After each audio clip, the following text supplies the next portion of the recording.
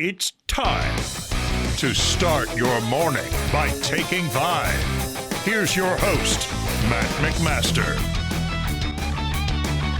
You're listening to Take 5, a quick 5-minute take on the biggest things happening in Nebraska sports. I am your host, Matt McMaster, and today we are talking about Nebraska football in a couple of days, taking on the Michigan State Spartans, who are coming off of a bye week and a loss to USC. Now, as the week goes on, we'll talk about some more matchups. We'll talk about Nebraska's run defense versus Michigan State's run game. We'll talk about the coaching matchups, Jonathan Smith versus Matt Rule. We'll talk about how has Matt Rule done after bye weeks. Not so good in his Nebraska tenure. But today we're going to talk about something kind of interesting, something that I heard on the radio today with my co-host Gary Sharp. Piqued my interest, and in my opinion, it has changed the game. Now, if you listen to Gary and Matt, you would know that Gary is a big weather guy. He checks the weather not only just for the day, like me, because I look on my phone and go, what's the weather? What do I have to dress like? But Gary he's got multiple radars. He's looking days in advance, so on and so forth. He explained to me the weather that will be happening at Memorial Stadium on Saturday at 3 o'clock as the Spartans take on the Huskers. It's going to be 20-mile-an-hour winds. There will be 40-mile-an-hour wind gusts. It's going to be close to 90 degrees. And that is, I went to school at Nebraska. I live here now in Nebraska. That's kind of standard. That's par for the course. It's October. God, when November comes, it's going to be even crazier with the wind. But I think that this is an incredibly interesting development for this game, and here's why. If you look at this from a paper standpoint, right? If you're just looking at the numbers, if you're looking at the vanilla numbers or even the advanced statistics, you would see that Nebraska actually has a very much a favorable matchup, right?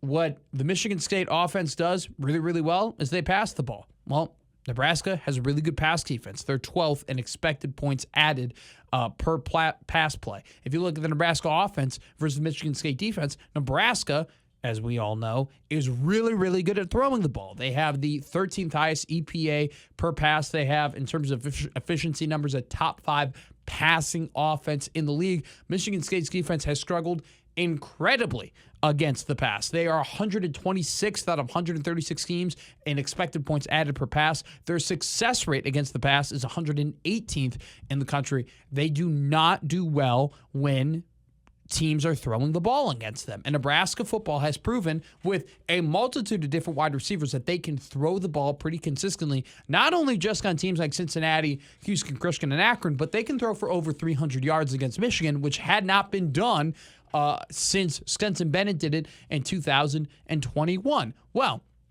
if you look at it that way, you're going to say, wow, Nebraska's going to have the opportunity to score a lot of points. But now you weather report, I don't know. I mean, this is not something that is very good for Nebraska with 20-mile-an-hour winds and 40-mile-an-hour wind gusts. And we haven't heard Mike Eckler talk a whole lot about the win at Memorial Stadium, but we've certainly heard Matt Rule and Ed Foley, the former special teams coordinator who is still with Nebraska football, talk about the swirling wind, talk about the makeup of Memorial Stadium. 40-mile-an-hour winds ain't nothing to play with.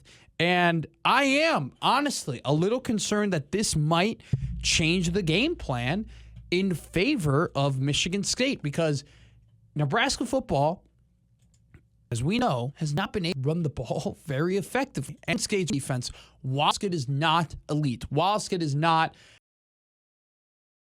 at the top of the heap, is still not that bad. Their EPA per rush is in the negatives. They're in the kind of average area of the country. Their success rate against the rush is 34.6%. That's 29th in the country.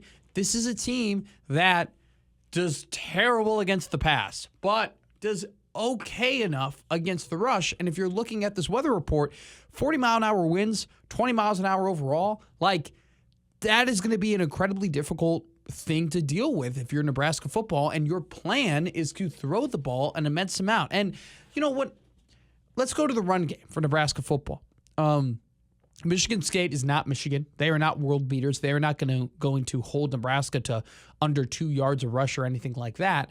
But the discrepancy between Nebraska's ability to throw the ball and Nebraska's ability to run the ball is massive. It's probably the biggest discrepancy that they have on the roster in terms of things that they're able to do and things that they're not able to do.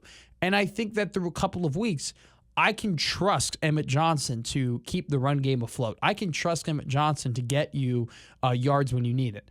What I can't trust Emmett Johnson to do, and what I don't expect Emmett Johnson to do, is to run for 200 yards, to have 4 touchdowns, to absolutely dominate on the ground. I think EJ is a really good